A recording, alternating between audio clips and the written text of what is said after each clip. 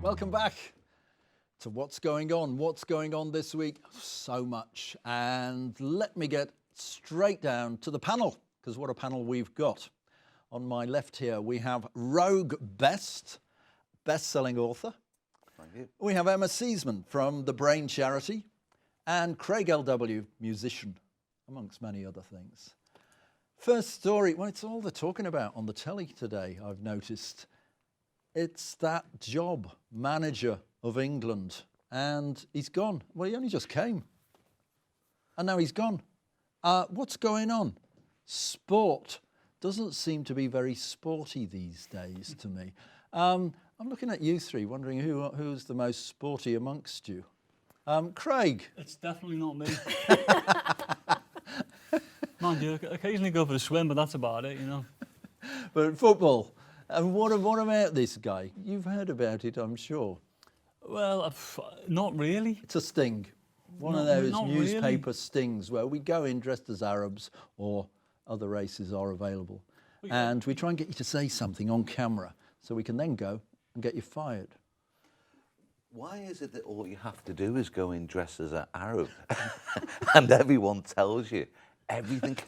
You would think somebody would cotton on by now. By now, they think, Yes. you're most probably not an Any Arab. other national dress, yes, I'm going to talk. Yeah. But it's the Arab dress every time, doesn't it? Yeah. But this story, I didn't know anything about it. As I said, I'm a bit at a disadvantage because I don't follow the news, I don't watch the news, but we've all had a read of the papers, and I think you summed it up rightly before. The guy's getting $3 million a year or something, and he sells his soul for an interview and blows it all. Yeah. And to be honest with you, is it a surprise? Is it a revelation that he knew a way round, whatever, with the signings? Yeah, well, he knew how to get round the rules on ownership of players. I think that's the crux of it, really. Yeah. And I'm sure there's plenty of them that knew or who know that trick. He's just been the one who's been foolish enough to say it to a guy who's dressed up as an Arab, you know. I might have been adding the Arab dress myself, but it's one of those kind of sting operations, certainly. I mean, don't we all do that anyway? Don't we all just say, well, hang on, this is an easier way to do it, you know? But perhaps when we have that job of manager of England, maybe with that job should come the knowledge that you don't open your mouth too much. I think the difficult side of it as well is there's a lot of football managers panicking this week because he's the first, and they said there's other ones on the boil as well. So it'll be interesting to see ones that you've heard of. I'm not a sports fan, but on this situation, I think it's yet another person who's in a position of power, and for some reason, £3.5 million a year isn't enough for him to zip his lid. But he hasn't done anything illegal. He's just basically told them the rules. These are the rules, and I don't see the point of him stepping down, really, but the FA have proper kicked off on him when it was their rules that they put in place. They put him, you know, in the role and what have you. I just think it's a bit... I don't see why it should be front page news. No, it should be given a second chance because, I mean, really, as you say, didn't do anything illegal. No. But it's maybe being in that position that's the problem. He's just done that thing that a lot of people in all professions, everything from, you know, working in a chippy right the way through. How do you have an easy day in your job? How do you get around these? How do you know, wangle this out of your job without stealing stuff? I just think, no, I don't know why it's on the front page and he's looking so humiliated. He hasn't done anything. How do you wangle this without stealing stuff? Yeah, it was exactly the same when I was working at the Beano, I can tell you. It was the constant thought in our head, how do we get through this day? Sport in general, it's getting a good kick in really this year, isn't it? Because it's all drugs and, you know, it's like the music industry as it used to be back when there were drugs and stuff. What's going on in sport? I mean, again, like you three, I'm far from sporty, although I think I could take you three in an egg and spoon race. But what is going on? We did used to look up to sportsmen. I remember the name Stanley Matthews. He was fab. I can't remember what he did. And then there's Sterling Moss, racing driver. Still out there. Yeah, but is it just sport, though, or is it just like, you know, it's something else for the papers to make a scandal out of? It's a moral issue, isn't it? Don't go there. Don't go there. But it's like, it's one of those, it's a case of like, oh yeah, we'll just, he'll do. He'll do, oh, what's going on there, you know, setups, whatever. It doesn't matter what it is or who it is, you know, if they're well known, it'll be on the front and someone's just moan about and gossip about. That's why I don't look at the papers until I came here this morning. Or, or, you know, a lot of the telly is the same in the news. It has no value to it other than just have a go at people. Or I mean, that guy looks humiliated. You know, on the front of the Metro, he looks gutted, you know. I don't want to see that. I'd rather see, like, a nice painting or something, you know, or someone saying something nice about someone. Yeah. Well, I'll do, won't that it? one. It's called a gallery. Well, I'm more likely to buy it, you know, rather than that guy or, you know, or the other one that's up there, which... More and more people on this panel, I've noticed, are not reading the papers every day. They're just not picking them up on. Whereas it used to be how we'd start the day. Everybody start the day with a newspaper. Well, we've got our phones now, haven't we? We've got social media. That's where you get it. You can kind of dictate what you want to see, but you can subscribe to what you want. And are we avoiding the news? Because it's the same old every day, isn't it? Like this week, now we've got another scandal, a football scandal. You know, I think it's what's coming up next? I think it's important to keep switched on to the news, and I do, especially local news. There's a bit of a kick-off about like the different papers and how they present themselves and the wave of media, but we've got smaller, more local newspapers, you know, to your ward or your borough or what have you, and I think we need to start looking at what's happening in our immediate community as well.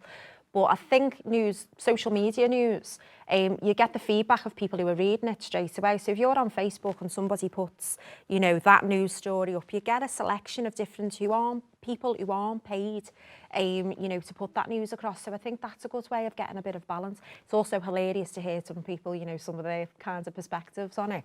But, you know... What do you believe? What do you believe? I mean, I remember I was interviewed years and years and years ago by the Liverpool Echo. Years and years and years ago. It's the first interview I ever did. And couldn't wait to see it because I'm in the press, ego. And I read lots of quotes, not one thing that I'd said. Now, let's be fair to the Echo. It could well be that I was so boring in that interview that they thought we've got to jazz this up. And, you know, there's nothing offensive in there. But it was, and that's well over 30 years ago, I guess, now. I mean, absolutely. That's happened to me in interviews too, and even in the past 10 years, you know, just music magazines and things, and I'm reading and thinking, who's that? Yeah. I never said it. Or the best thing is to change the question. So you're answering something, and then they change the question to fit that you actually answered. And when I've complained about this, it's like, okay, well, we'll change it a bit, because that's ethical journalism. You know, I don't get it. Is that an oxymoron? I think it might be, mightn't it? Yeah, I hate to say it. Ethical journalism these days. I hate to say it, but, you know, maybe. I mean, that's one of the reasons why we don't do interviews anymore. Well, a lot of people say to me, if they see me reading the Daily Mail, oh, you're not reading that. And to which I said, well, which should I read? Oh, read The Guardian or The Independent or The Independent's Gone or whatever else is out there. I've worked for most of the publishers of newspapers. And I have to say, behind the scenes, I've found them all to be remarkably similar in that they are very much like James Bond's villains. You know, all that's missing usually is the little white cat for them to be the publishers themselves. And they all have their own agenda that filters down through the front pages and whatever. And it does seem like we're on this cycle of, okay, this week we have the sports shock, horror story. Next week it'll be what? Last week it was Cliff Richard. But this is it, you know, is there any value to it? Can you believe it? That's, you know, that uncertainty of these publications is why I don't bother. If I'm on the bus or whatever, then I might pick the Metro up because we've got nothing best to do. Yeah. But even then, you know, there's nothing really there which interests me. And what's the point of the papers in the first place? To inform you. I do have to say, though, on the front of one of these papers, this lovely Daily Mail over here, we've got one interpretation of something that Jeremy Corbyn said at a conference. And in another paper, it'll have a completely, maybe more kind of reflective of what he actually said. So one newspaper, to sell it to whatever audience they've got, has said, you know, Mr Corbyn's in la land on migrants, and not actually looking what he genuinely said about how we, you know, combat the issues that we've got on communities and the impact on already deprived communities. You know, really serious points. And then you'll have somebody like, you know, The Times, who'll just literally say what he said and put a headline on it that isn't for let's buy this newspaper. So yeah, there are differences in the newspapers. There certainly are. That's why some of them are allowed in university to be quoted and some of them aren't. You know, that's it. There is a huge difference between the tabloids and what they're making it up. I think we're going to a break. We are indeed going to a break. Guess what? When we come back, we're going to be naked. Come back and join us. I actually worked with a girl years ago whose parents were nudists. And by all accounts, when she got home, off came the clothes, and she partook in this nudity around the house. And I said to her, I said, are you caught? She said, yeah. I said, is your boyfriend a nudist? And she went, no. So I said, so what happens when your boyfriend comes to the house? I said, your mum and dad and yourself throw your clothes on? And she said, no. And I can remember thinking, could you imagine being the boyfriend, walking into the house for the first time?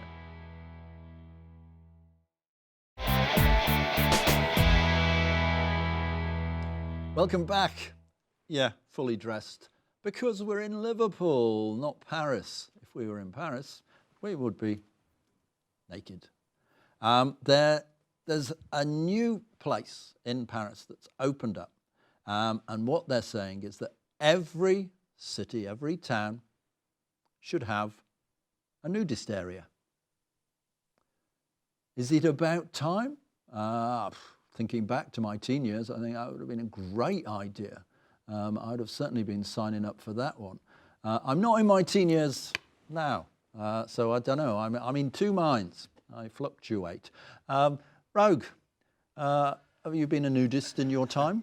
You've been many things. I have not been a nudist in my time. With regards to a nudist area in Paris, and we were saying this earlier, if Paris is going to do this, or cities are going to follow Paris's example, you know, would it not be a good idea to use it as some form of tourist attraction? You know, a sort of viewing gallery around the edge of it, make a make a lot of money for the city. You know, so maybe Paris should think about that. I know Liverpool will. But it is a fascinating topic, isn't it? Yeah. Nudity. It still gets us. I remember as a kid, it was like, whoa. And here I am. I remember at 15 thinking, I wish I was a bit older, because then, you know, I'll get over this. Well, I'm a bit older. Don't know that I've got over it yet. It grabs us, doesn't it, from an early age and sort of remains with us. Or is that just me? You've probably noticed. Tell me it's not just me. You kept looking at me and it was making me really nervous, to be honest. You've only said the word naked and nude, and I'm already shrivelling up. And just the thought of just wandering through town. You're a prude, Emma. I really am, and I'm quite happy to say. Where's this come from, in a Liverpool girl? I have no idea. It's something that just, I can't even speak properly when we're talking about rude stuff. Yeah. It completely freaks me out, and you know, more power to you. We haven't started on the rude stuff yet. Well, you know, more power to people if that's what they feel confident or comfortable, or you know, whatever they want to do that for, but it's just not my world. Yeah. You know, I'm barely naked in my own house, never mind, you know, lucky husband. But, you know, do you know what I mean? I'm very, very shy, and I don't understand how people can just walk around with the bits hanging out. But go for it if that's what you want to do. But if it's in, like, a little area of Liverpool, I'll be walking down another street. Craig? You know, I'm sort of kind of big on equality, really, you know, in the sense that if they want it, if there's a call for it and people want it, then why not? You know, I mean, you look at it, it's like, you know... Well, I want it. Okay. Well, the thing is, it's like, if you look at it, you know, clothes are functional. It's like the uproar about breastfeeding. It's what they're for, you know, but people get uppity about that, like on the bus, so you can't do that. Well, why not? It's what, you know, it's what they're for. Yeah. You know, it's Have you experienced that? Because I know as a new father, you're already... Yeah. 3 weeks in. Oh yeah, 3 weeks in. Yeah, of course. I'm not got my bits out, like, but you know, it does happen, and you know, and people do moan about it, like. But again, you know, if there's an area and people can go and do whatever they like, there's loads of famous nudists, isn't there? And you know, and enthusiasts and you know, naturalists and things like that. So, yeah, you know, each good to on their them. own, isn't it? Each to their own. Yeah. But do you think it's very British that we're still we're skirting around it a bit, and you know. I do believe, don't ask me how I know this, but I do believe there's one in North Wales, isn't there? And I know it's freezing in North Wales, but I do believe there is actually a section of beach which is for nudists. Is that a religious place? It sounds like it would be. We'll have a nudist camp in Wales. I just worry about the risk of frostbite for people. Yeah, you know, quite. it's a health and safety risk more than a prudish risk for me. Do you know what I mean? It's like a hair shirt and that's a scourging every night and a bit of nudity. And So you've said Again, the is word that just again, my I've word? completely freaked out. I actually worked with a girl. This has just come back to me now. I actually worked with a girl years ago whose parents were nudists. And by all accounts, when she got home, Off came the clothes. off came the clothes, and she partook in this nudity around the house. And I said to her, I said, are you courting? She said, yeah. I said, is your boyfriend a nudist? And she went, no. So I said, so what happens when your boyfriend comes to the house? I said, do your mum and dad and yourself throw your clothes on? And she said, no. And I can remember thinking, could you imagine being the boyfriend walking into that house for the first time? You know, that'd be really, really... Hang on, I'm imagining it. Yes. be really weird, Depends you know? what mum and dad looks like, do you know what I mean? Yeah. But it is natural, isn't it? I mean, could there be anything more natural? We're born naked. That's it. But I mean, like, But when we die, we're dressed up, aren't we? They dress us up when we die for some unknown reason. I'll get our best on. But it seems to make a lot more sense being born naked. I mean, the thing is, it's like, you know, you go to the park or whatever, or a festival, and you see people walking around on the grass in bare feet, because it's a, you know, if you believe that, it's like a connection with nature and whatever else. I mean, I'll do it myself. I don't know if I want to go and get my kits off in North Wales, like, or Paris or whatever. But, you know, I mean, why not? People want to do it. Well, under a Labour leadership, do you think we will find a nudist area in Liverpool? Tom Watson, speaking of nudists, he's saying it's time to stop bashing Blair and Brown. He wants to draw a line under a few problems the Labour Party had in the past. Indeed, they've had a few problems in the present that they're trying to get over this week here in Liverpool. Talking about, come on, let's stop bashing Blair and Brown, because quite a few good things happened during their time. You know, if we forget the war, that thing, there were a lot of other good things. Do we? I mean, that seems to be the way of politics these days. Oh, well, you know, that was 3 weeks ago, so we'll forget that. We're talking about something really serious now. I've not got over the war. What do you think, Blair and Brown and the Labour Party today? It's a peculiar beast, isn't it? I think they need to stop fighting each other and look out who the opposition are. I agree with a lot of people are saying about the failure of previous Labour governments. I do agree with what they're saying, but I do think we need to move forward now. We've put a line under the fact this unelectable leader they've got has been elected again. You just need to put up and shut up and get over it and move forward where you all agree, where you can come together on some of those things. I watched the first Hillary Clinton, Donald Trump kind of kick-off. I'm sure it's called something posher than that, but they were all having a chat to each other. And everyone was like, you know, Hillary, she won that argument.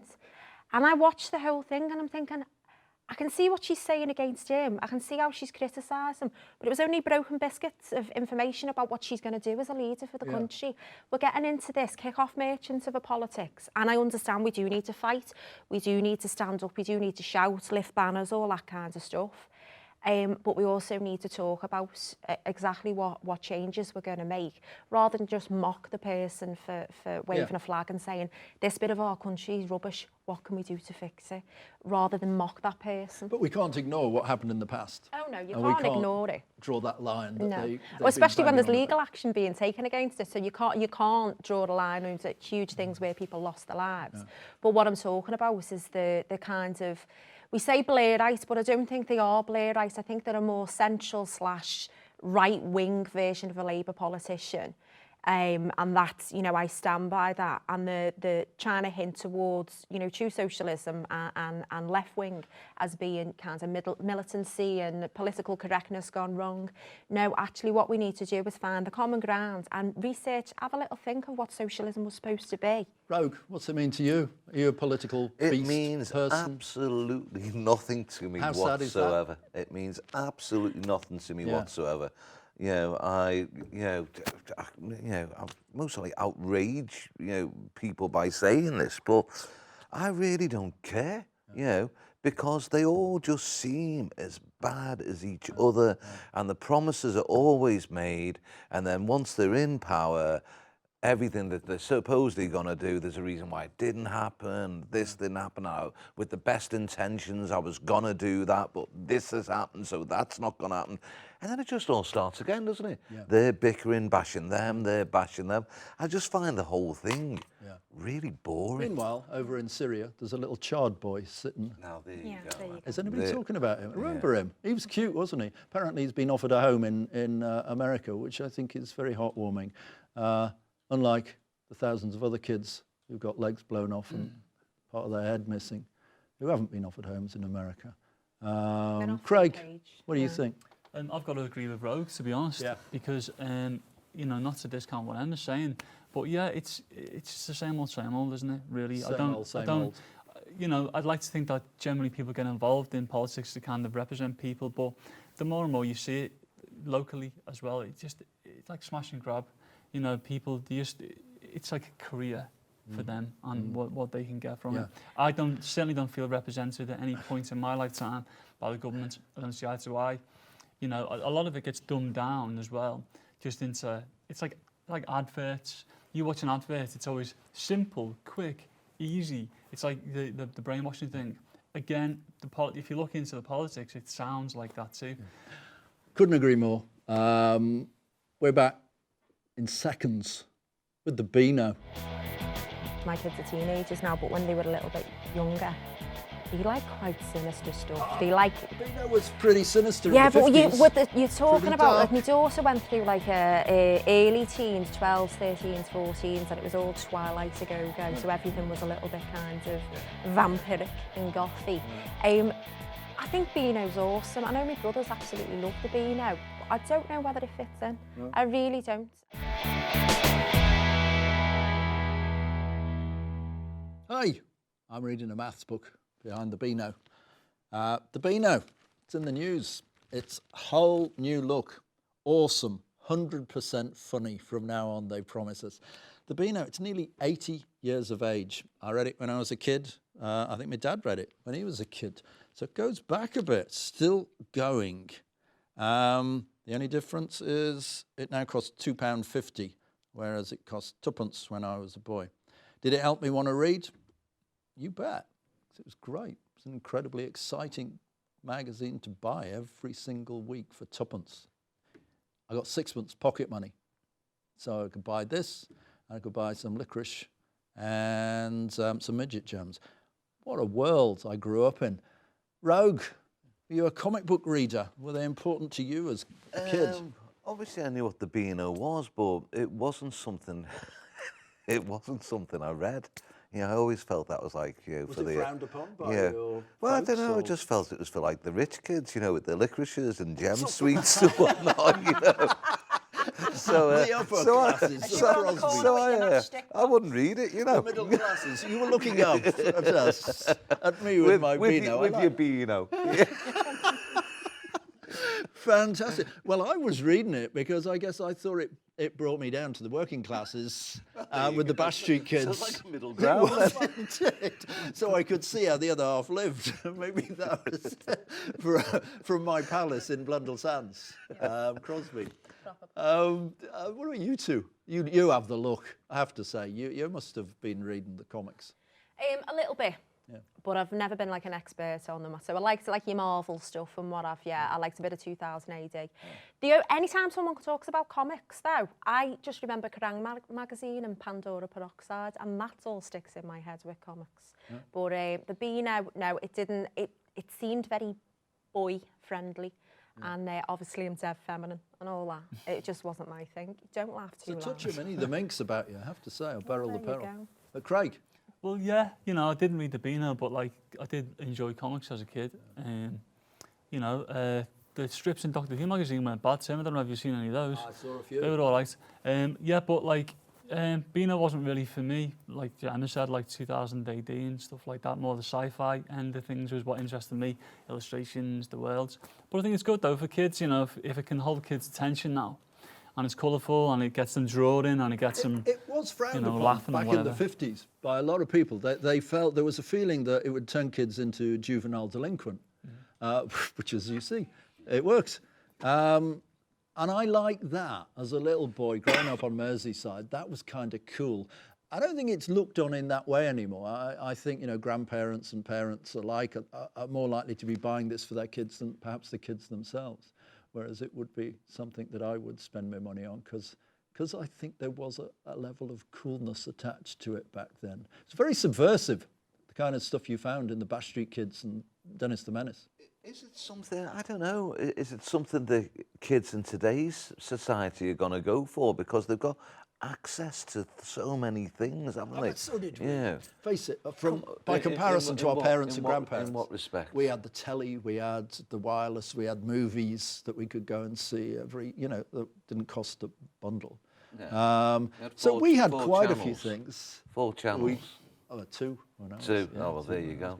2 channels. But should have got a better worth telly. watching. I Should have got a better telly. You would have got the other Possibly. 2. Yeah. I think cool's very different now. I think it's a little bit darker. Yeah. And I know you can't, and my kids are teenagers now, but when they were a little bit younger, they like quite sinister stuff. They like... Bino was pretty sinister Yeah, in the 50s. but you're talking Pretty about, dark. like, my daughter went through, like, early teens, 12s, 13s, 14s, and it was all Twilight a go-go, so everything was a little bit kind of vampiric and gothy. I think Beano's awesome. I know my brothers absolutely love the Beano, but I don't know whether it fits in. I really don't. And, you know, the stuff that you've told us a few times about, you know, there were little political statements in it and there was, like, you know, really, really serious stuff within it to kind of lead kids into understanding what's going on in the world. I think they've got enough now to show them, and things like, you know, there's things on television that are a lot more aggressive, that are a lot more... I think it'd be too flat for them. I think even, you know, with the naughtiest pages, I don't think they're going to really fit in with what Dennis kids watch now. certainly isn't as naughty as he used to be, no. And I do remember images of Bash Street Kids lobbing bricks at the back of teachers' heads, which I'm sure would not be allowed now. Whether that's a good thing or not, I don't know. I know many teachers. I like how flat it is, though, if it is a bit flat and a little bit more calm, because, like, everything now is really fast, flashy, kids are oversensitised. You know, the 21st century is just very noisy. Everything's noisy, everything's flashy, like instant gratification on everything now, and it kind of ruins it. I don't know, the value, or I've said value a few times, It ruins the journey. It's like I was saying to somebody the other day, slightly different topic, but, you know, nowadays you can go on YouTube and listen to a song in a second, but just because of Woolies and put an order in, 2 weeks later go back and get the record. So there was that. It was a journey in itself, a waiting anticipation, and then the payoff. And, you know, if you're watching the cartoons kind of all there, if we haven't got to think, a magazine, you know, you get into it. I don't know, I think in some way it would be good for kids today. It's still there, 80 years, nearly 80 years since it first came out, so that's quite an achievement, really. When was it, like you're saying, they're republishing it now, here it is, you know. When was the last time they attempted this? Have they attempted it before? A relaunch or a new look? Yeah, a relaunch of this. I think they sort of give it a new look every 10 or 20 years, you know, for the next generation that's popping up. Probably because there's somebody in the office who just has a new computer, so they can make it look a bit more, give it a bit more pizzazz. Have they attempted this before? I mean, you may not know the answer. Have they tried to relaunch this before? Because it's been around a long time. But as you said, we remember it. We remember it as kids, don't we? We don't remember it in recent years or in the last decade. Yeah. It looks like a magazine now. I think that's completely different. You know, you could look from a distance and that could be any Heat magazine or what have you, or any of the other ones. It doesn't really look like a comic. And I think if you're going to go through that, you know, it's boss what you were saying about, you know, when we were younger and, you know, things were a lot more simpler and it could be a bit more flat. And I think that, giving it the proper retro feel, give it that lovely grainy paper, make it into a proper comic. Oh, yeah, no, I'd agree with that. That would be cool. But then that's because I'm proper retro. Speaking of retro, there's a museum opening in Liverpool at some point. I believe you know all about it, Rogue. Is it at your instigation? Is it called the Magical History Museum? The Magical History Museum. Can I give it just an unabashed plug here? Liverpool's latest museum. It's Liverpool's latest museum. It's over four floors of a building we've taken on Matthew Street, number 4 to 6 Matthew Street. And the Magical History Museum, and basically the strapline is, You know, the story of the world's greatest rock and roll band through items they played, created, and inspired. And it really is taking it to another level. Even when we were putting this together, and the first guys we were with sitting down, and the designers we were with, and you know, I actually said to them, we stopped it because it was like, guys, the way you're talking and your ideas here is like you're talking about creating something that's parochial. We're not talking about creating something parochial. It's going to be here in Liverpool, but it's going to be international, and we really want it to that standard. So it's the early part of next year, and I think people are going to love it. I mean, I you're think at the people are going to Casbah, love it. which is one of the two most famous clubs on the planet. What kind of people do you get coming there? You get good crowds going? Because it opened when? 59, was it? 60? Yeah, its heyday as a rock and roll club was 59 to 62, you know. And then we reopened it again as a tourist attraction, I don't know, 7, 8 years ago, maybe 9 years ago. Because time just keeps going faster and faster, unfortunately, doesn't it? You know, it just flies by. But they come from all over the world. They come from all over the world, you know. So and it's cool. It's nice. It's nice seeing them, you know. It's very much of today, because I've done that tour with you, and it feels as much of today as well, it's ridiculous to call it a period piece, even though it kind of is. But I guess there's a timeless quality to it, and will it be the same with the museum?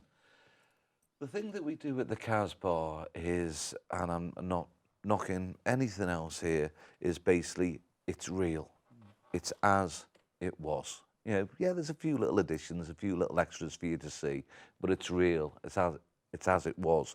With the Magical History Museum, the items you're going to see, they're real. They're real items. They are from the period. They did play them. They did wear them. It was the poster from the gig. You know, there's going to be no smoke and mirrors. You're going to see the real deal. Sounds good to me. The queue starts here, behind me. We'll be back talking about tattoos. Yeah, come back very quickly. I said, you know, if you're going to do it, I said, get something really classy, something that's a bit different if you have to do it. So give him his due. He saved up, and then he went and took himself off to London, some tattoo artist that he had to wait 6 months to see, who sat down and did this piece that when he's tattooed it on you gets ripped up so no one else has got it. And he basically came back to Liverpool and went, do you want to see it, Dad? And I'm like, oh God, no, not really, son, no. And anyhow, T-shirt came off and I went, wow, that looks beautiful.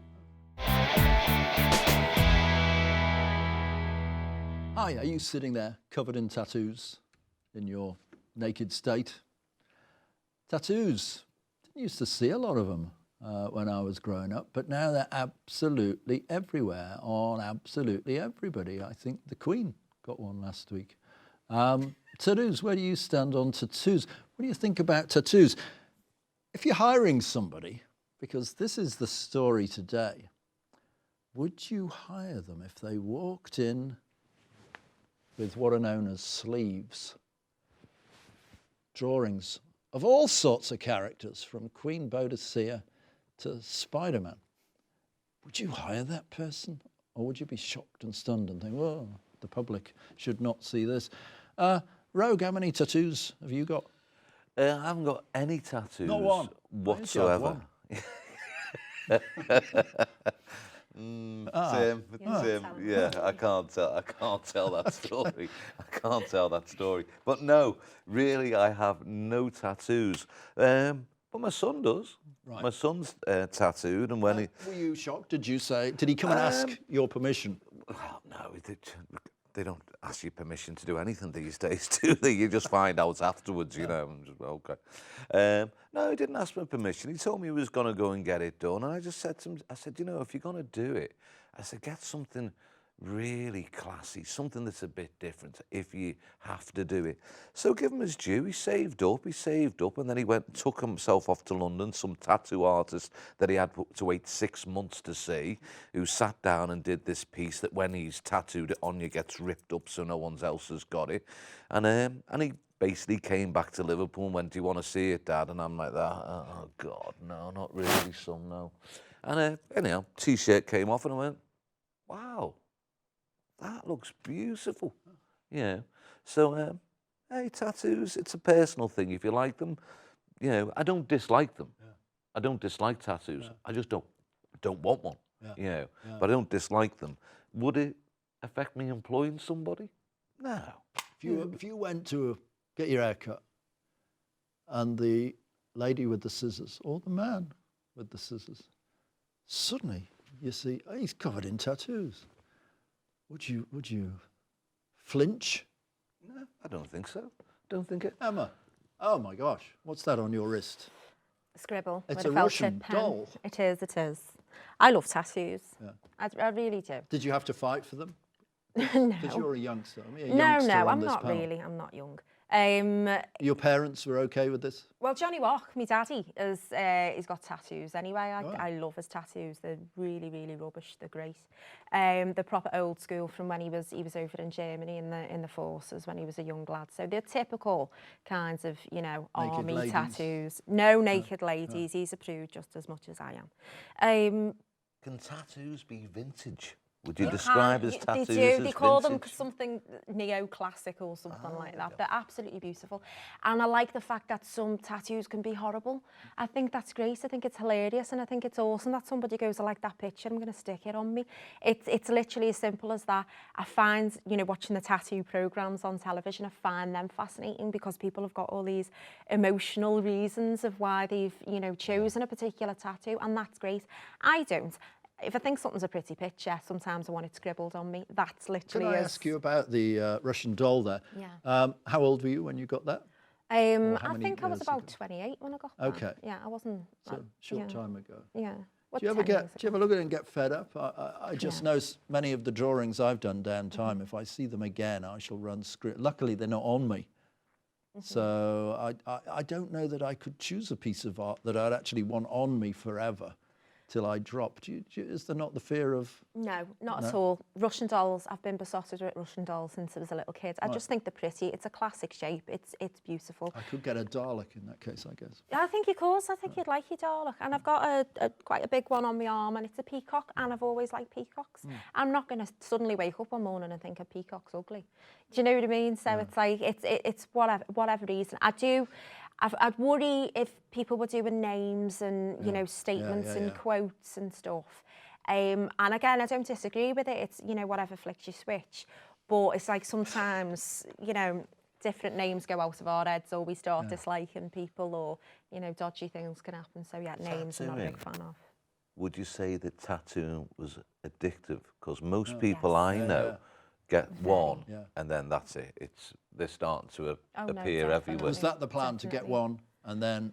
Yeah, all I wanted was, I've got a little one on my back, which is representative of my two children, because I was in my early 20s at the time, and you'd have to do all these spiritual, beautiful things so for you were your old children. Yeah, and I was 862 then. So yeah, I got like a yin yang, but with like baby shape in it, because I thought it was really cool, and I still love that tattoo. So yeah, it's a funny one, isn't it, kind of thing. They are addictive. You do get used to having them. Craig, are you an illustrated man? I'm not. I know plenty of people come who here. are. Yeah, later. But no, I mean, my experience, like, early on with, like, well, as early as I can remember with tattoos was, like, I've, like, the merchant sailors who knew in my family who have, like, Indian ink, or, like, the skinheads in our road or whatever. It's like, it was quite, these were, like, hard cases, that's a bit frightening or whatever. But now there's shops everywhere. It's more art now, isn't it? It's more accessible for people. My mate's covered in them. He's a teacher. Whereas one time it would have been, looked down upon. You can't have a teacher. I don't get that myself, but some people do. And again, he's sleeved and kind of neck to toe really. Yeah. So I mean, I appreciate it, and I think he looks great with them. And like and my missus has got one, and that looks fantastic, and whatever else. But yeah, I've never felt the kind of need to like have one myself up until kind of very recently. Oh, really? Yeah. It's going to be a little baby, isn't it? Well, possibly, yeah. But I mean, that's the thing. So you give birth, and this urge comes on to... What would you do? Where would you... See, I'm not sure. Right. I'm not entirely sure, but I can't. Maybe my wrist or something. Yeah. You know, I don't know. Would it But be then the again, I name, don't. the- Yeah, it might be a name, but I don't really feel the kind of need to do that. It just crossed my mind, or is having a tattoo never has before really. And but on some people they look lovely. Like Emma's looks great, and you know, and as I say, my mate really suits it. But Maybe again, wait the addictiveness. Make sure you really do like this But child. listen, well, yeah, see if I really like him. Yeah. But my mate is the addictiveness, yeah, because he's always going back. But he don't know where he's going to put him because there's hardly any room, you know. You mentioned teachers. Yeah. Did you know homework has been banned in Colchester in Essex in a school there? They're saying, thumbs up, says the schoolboy within. That sounds great. It's to give teachers more time to devote to lessons. What's the year? 2016. They not figured that out before, that they need a bit of time to devote to lessons. Do you think homework is a good thing, a bad thing? I know I tried to avoid it as much as I could when I was a boy, but look at me. I find it difficult as a parent because they spend so much time in school, and it's like, give them a bit of time off. I don't have to come home from work and then carry my work with me. And I think, you know, they're in school all day, they're only little. Give them time for a little bit of freedom to have a, you know, mine aren't little anymore, Did but you have a little bit of a freedom outside. Did you give your kids freedom to skive, Rogue? Or did you stand over them doing the homework? No, I definitely didn't. Definitely didn't stand over them. My older girls used to fly through it. My eldest lad didn't really pay any attention to it, but then he didn't like school. But that's another thing altogether. There. So no, it's been a bit of a mixed one in our house. But would we as a family come down on them and say, you got to have this done? Your own mum, was she? Well, no, that's hey man, you know, first few years of school I didn't even go.